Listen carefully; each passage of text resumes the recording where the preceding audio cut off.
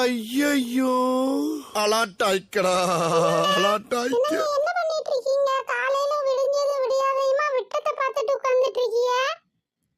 வந்துட்டாளா? காலையிலே ஏதாவது கேட்கறதுக்கு வந்துருவா. ஏட்டி உனக்கு வேற வேலை இல்லையா? நான் சும்மா தானே உட்காந்துட்டு இருக்கேன்.